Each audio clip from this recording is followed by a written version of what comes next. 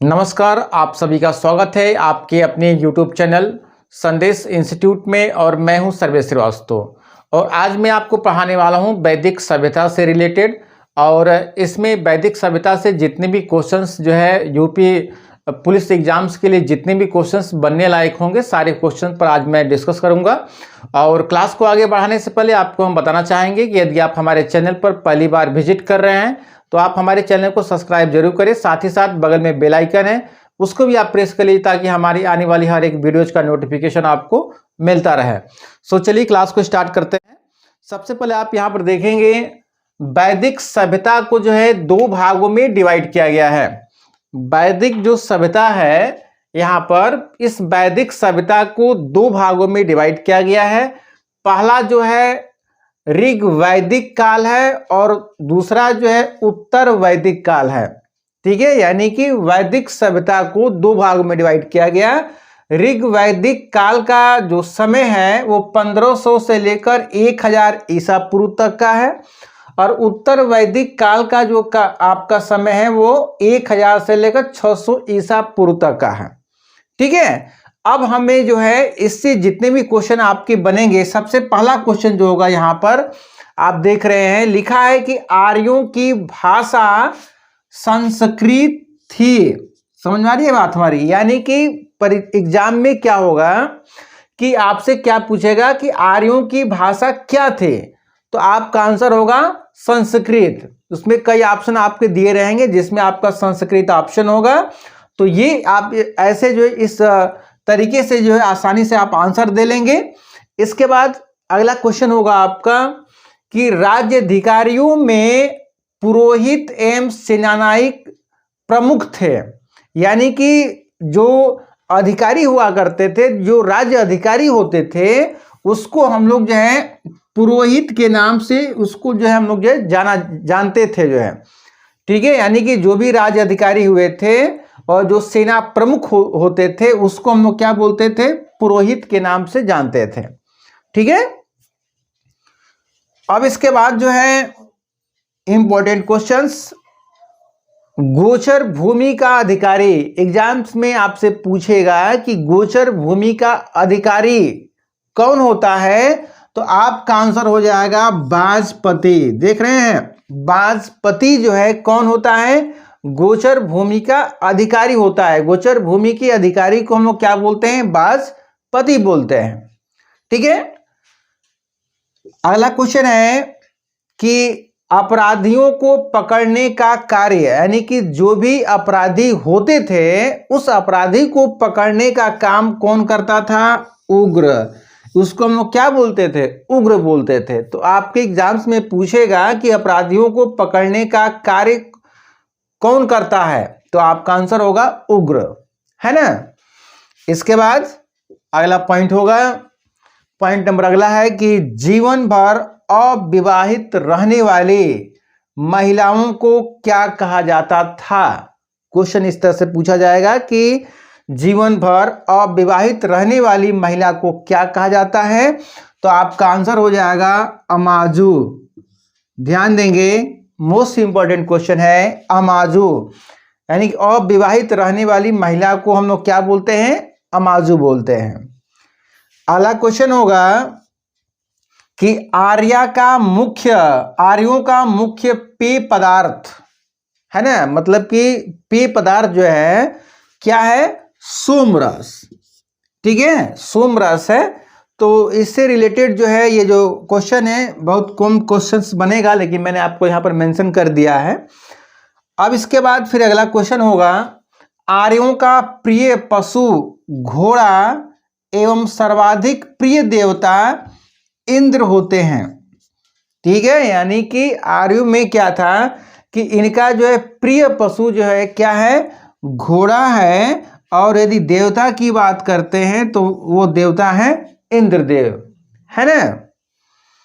इसके बाद अगला क्वेश्चन है कि व्यापार हेतु दूर दूर तक जाने वाले को क्या कहा जाता था। यानी कि व्यापार को आगे बढ़ाने के लिए लोग जो है मतलब कि एक जगह से दूसरे जगह पर लोग जाते थे तो उसको हम लोग जो है बोलते हैं पड़ी बोलते थे।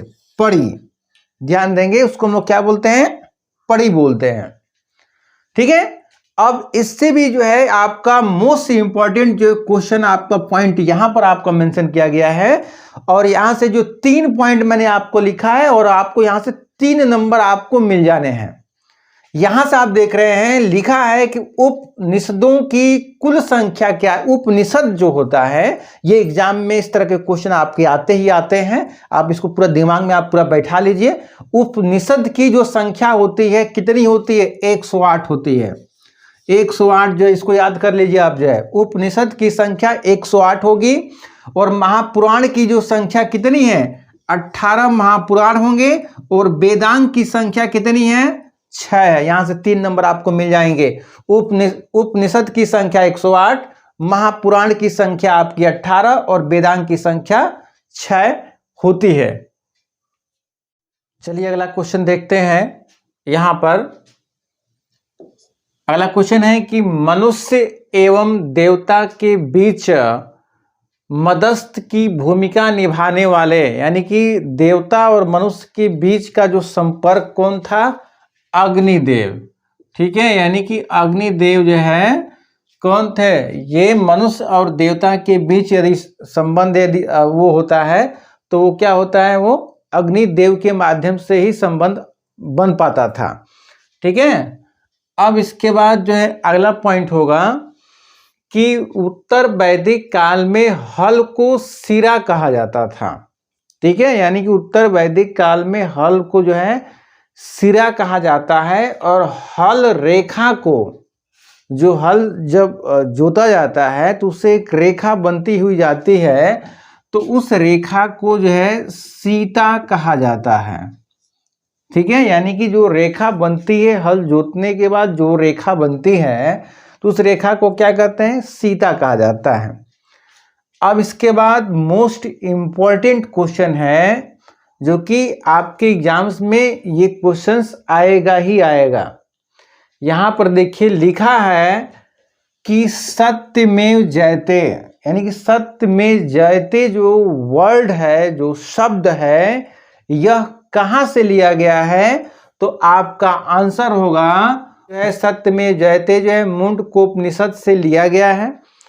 और क्योंकि ये मोस्ट इंपॉर्टेंट क्वेश्चन है, इस तरह के क्वेश्चन जो है आपके एग्जाम्स में आपसे पूछा जाएगा। इसके बाद अगला पॉइंट होगा आपका कि महाभारत का पुराना नाम क्या है। महाभारत का पुराना नाम क्या है, तो आप क्या बताएंगे, जय संहिता। जय संहिता महाभारत का पुराना नाम है। ठीक है, आप अपने दिमाग में इसको बैठा लीजिए। अब इसके बाद कुछ पॉइंट यहां पर आपको नोटेड है, जो कि यहां पर आपका है कि इंद्र जो है, जितने भी देवी देवता हैं, तो इसमें जो है सबका एक अलग अपना जो स्थान बनाया है, तो इसलिए आपका यहां पर इंद्र है। तो इंद्र का क्या काम होता है, तो युद्ध का नेता एवं वर्षा का देवता माने जाते हैं। यानी कि इंद्र जो है युद्ध का नेता और वर्षा के देवता इंद्र को कहा जाता है। इसके बाद अग्नि है। अग्नि में क्या है, देवता एवं मनुष्य के बीच मध्यस्थ, जो अभी पहला ऊपर का जो क्वेश्चन अभी हम कराए हैं कि मनुष्य एवं देवता के बीच मध्यस्थ की भूमिका कौन निभाता है, तो अग्नि देव निभाते हैं, है ना, तो वही है। इसके बाद अगला क्वेश्चन है सोम। ठीक है, सोम किससे संबंधित है, वनस्पति देवता से। वनस्पति देवता सोम को कहा जाता है। और उषा जो है प्रगति एवं उत्थान की देवता है। उषा जो है प्रगति एवं उत्थान की देवता है।